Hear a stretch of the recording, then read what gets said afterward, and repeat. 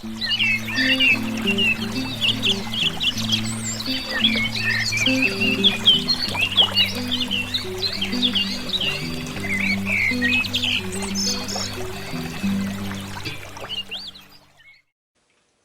guys, welcome back to Outside the Fly Box. This video I'm actually going to tie a woolly bugger, which is funny because I had a friend of mine the other day had called me after I posted one of my videos and said, he's like, yo man, he's like, it's like 3 times now that you mentioned how to tie a woolly bugger, and why don't you tie a woolly bugger? So I'm like, alright, kind of makes sense, you're an idiot, but I'll do it. I tie my woolly buggers big because I will use I kind of use them in the same manner as I would like a big grub worm or 3-inch grub worm. You can see that it's a good size-wise. It's a pretty beefy woolly bugger. It's tied on a size 4 streamer hook. I tie them bigger because it's, you know, I use it for mostly like bass, largemouth, smallmouth, some really big panfish, you know, perch and all that kind of stuff. Without any more running my lips, how about we tie a fly? Alright, so let's get turning. In the vise I have, it's a size 4 streamer hook. I you know, for a lot of you guys it's probably fairly large, but I kind of like, you know, bass fish with these things. So that's what I use, and what I have is back to my 3/0 uni thread. Let's get turning.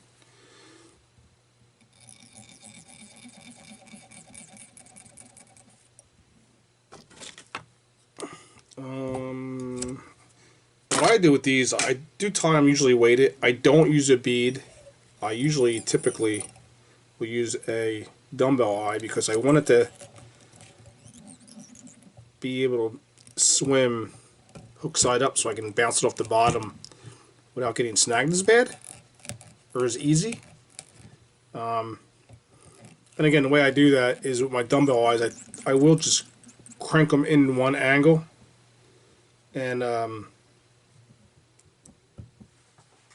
then I kind of tie it back in the other angle to pull it tight.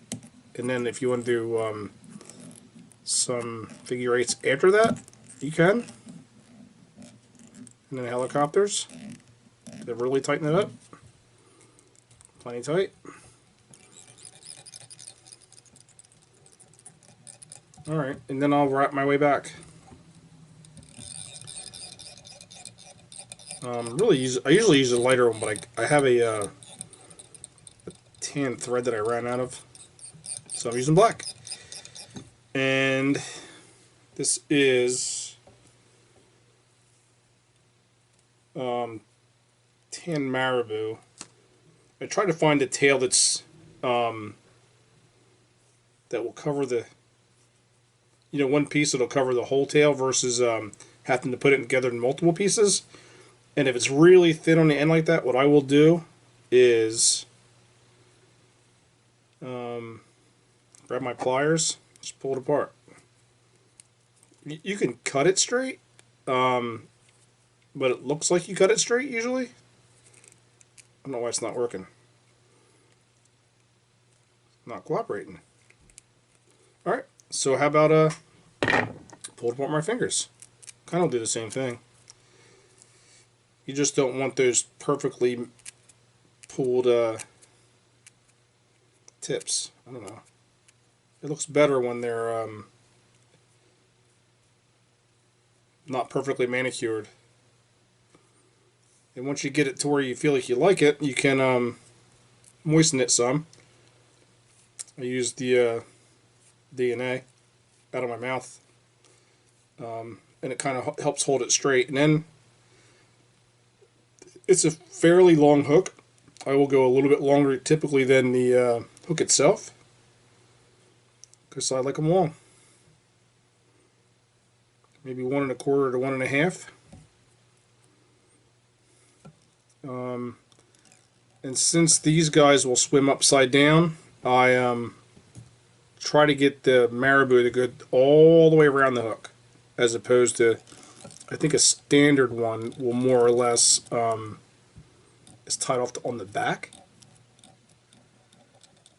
And there's that.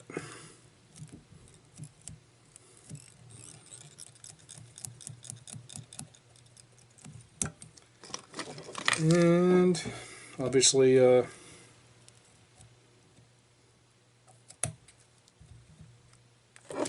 cut your excess off.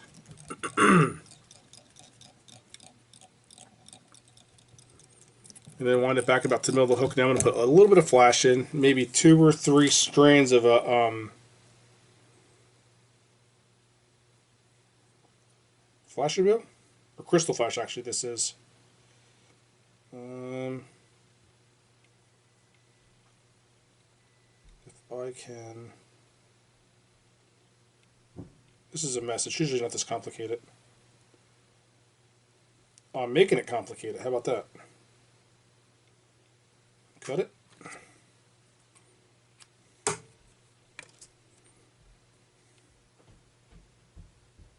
Okay, this is more like 4 strands. But I'm going to use it. And try to kind of gauge it about the length of the tail on the one side. And tie it in. Keep it on the side of the hook so it almost acts as a lateral line going in. And then on the flip side, you take this mess, if you can unwind it, and on it being 4 strands also, down the lateral line, and wind it back up to hold it. And then you can cut it to about the length of the tail, maybe a skosh longer. And now for dubbing, it's I pulled this stuff out and put it in another box. I don't recall what it's called, what the color is, but it's like brown with, I don't know what type that is. It's got flash in it at any rate. But that's the dubbing I will use, and I have a Hackle Feather right here.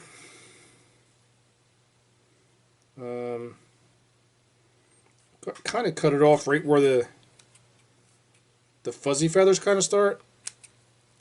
And when I tie hackle, I like to cut it back and leave the barbs on. Some guys will tie these on clean. I feel like those little barbs help hold it better. It could be only in my mind. Probably is. Who knows? And then fasten that down. A couple wraps behind it. And now you're going to dub.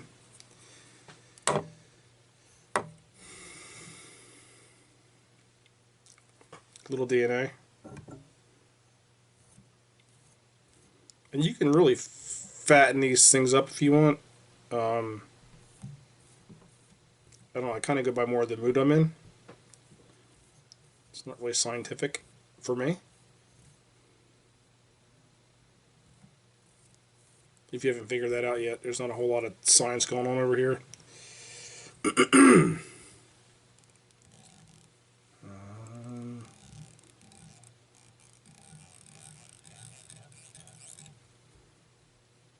More.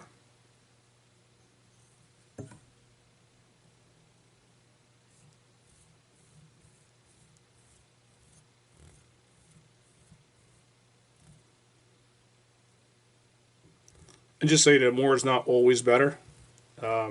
You know, sometimes less is more. Did I have that damn thing in your way again?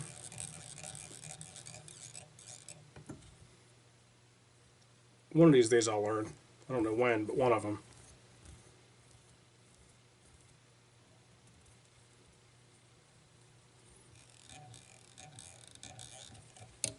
A little bit more. Not all of it, obviously.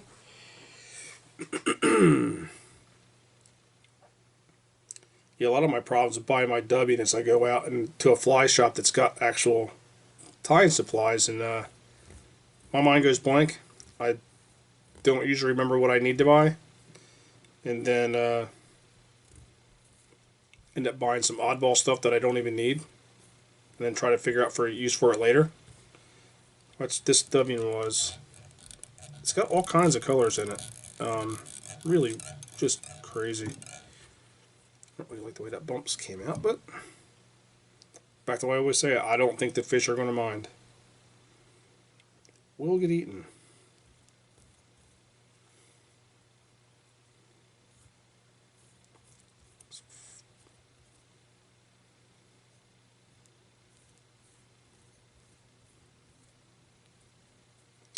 That's going to get me close.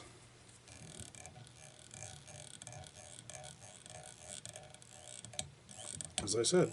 Now, here's where the fun begins. And then just wrap it back.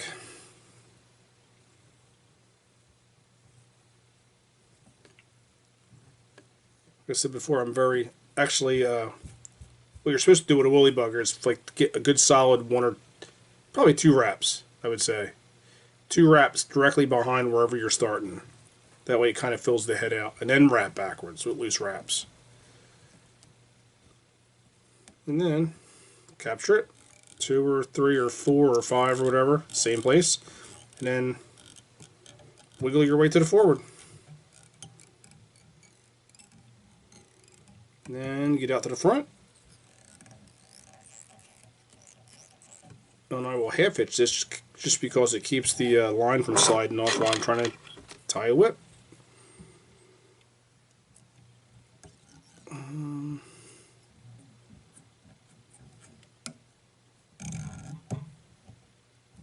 One. It's kind of funny. I thought I didn't hit the record button. So there you go. That would be a happy break. And then obviously remove your hackle feather. And this I learned from a long time ago from a fly tyer named Joe Soma. He has a few published flies. I took an online beginner, not an online, my brain's not functioning. I took an actual physical class from him. It was for beginners and intermediate tyers. And he has this thing he calls the push method. You hold your scissors tight with the tips open, and if you push directly into whatever you're holding tension on, it'll cut it. Nothing else comes off. Really, really cool trick. I use it all the time. But Joe was a cool guy. Good tyer. And a little bit of glue. The right glue would be good.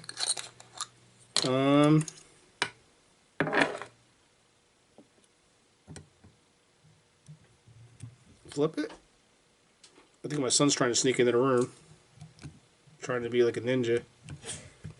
Now he's giggling in the background. Nailed it.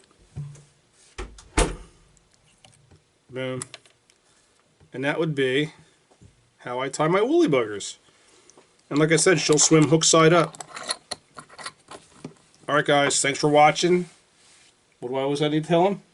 Please like and subscribe. Awesome, you're the man. Knuckles. Remember to think outside the fly box.